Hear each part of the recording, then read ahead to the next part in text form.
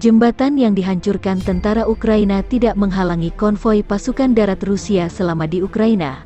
Rusia mengunggah video jembatan ponton yang fleksibel menyesuaikan medan dan kedalaman air, dan memudahkan infanteri menjangkau daerah yang diinginkan, tulis keterangan rekaman video yang diunggah Kementerian Pertahanan Rusia dikutip Tribun Timur Selasa hari ini.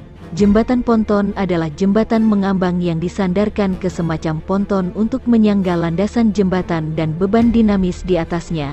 Jembatan ponton biasanya merupakan bangunan temporer, walaupun ada juga yang dipergunakan untuk jangka waktu yang lama.